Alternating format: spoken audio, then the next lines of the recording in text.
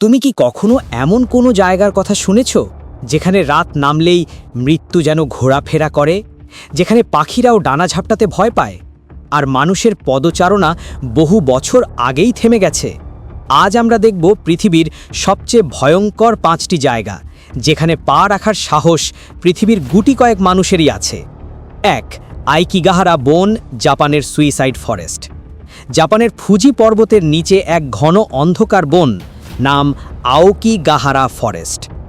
দেখতে সুন্দর, কিন্তু ভয়ঙ্কর বাস্তবতা হলো এটি পৃথিবীর সবচেয়ে বেশি আত্মহত্যার স্থান। প্রতি বছর শত শত মানুষ এখানে শেষ আশ্রয় নিতে আসে। বনের ভেতরে মোবাইল নেটওয়ার্ক কাজ করে না, আর কম্পাসও ঘুরতে শুরু করে অদ্ভুতভাবে। জাপান সরকার পর্যন্ত বনের পথে জীবনকে ভালোবাসুন লেখা সাইনবোর্ড লাগিয়েছে, কিন্তু তবুও এই বন আজও মৃত্যুর প্রতীকে পরিণত হয়েছে। 2. চেরনোবিল, ইউক্রেনের পরিত্যক্ত শহর। 1986 সালের ভয়াবহ পারমাণবিক বিস্ফোরণে ধ্বংস হয়ে যায় চেরনোবিল। এক মুহূর্তেই লক্ষ মানুষের শহর পরিণত হয় মৃত্যুর উপত্যকায়। আজও সেখানে বিকিরণের পরিমাণ এত বেশি যে সাধারণ মানুষ প্রবেশ করতে পারে না। ভবনগুলো এখনও দাঁড়িয়ে আছে, কিন্তু ভেতরে শুধু পচন আর নিস্তব্ধতা। দেয়ালের ঘড়িগুলো সেই দিনেই থেমে গেছে। 26 এপ্রিল 1986। চেরনোবিল এখন এক ভয়ঙ্কর স্মৃতিস্তম্ভ যেখানে সময় থেমে আছে। 3. প্যারিসের ক্যাটাকোম্ব, মৃত্যুর নগরী। প্যারিস আলো আর প্রেমের শহর, কিন্তু শহরের নিচে আছে এক ভয়ঙ্কর অন্ধকার দুনিয়া। 18 শতকে কবরস্থান ভরে গেলে মৃতদের হাড় গড়িয়ে আনা হয় এখানে, মাটির নিচে সুড়ঙ্গের ভেতর। প্রায় 6 মিলিয়ন মৃত মানুষের হাড় সাজানো আছে দেয়াল জুড়ে। দর্শনার্থীরা আজও দেখতে যায়, কিন্তু অনেকে বলে গভীরে গেলে কান্নার শব্দ শোনা যায়। অন্ধকার সুড়ঙ্গে হারিয়ে যাওয়া মানুষদের গল্প এখনও রহস্য। 4. প্রিপিয়াতের ভুতুড়ে অ্যামিউজমেন্ট পার্ক, ইউক্রেন।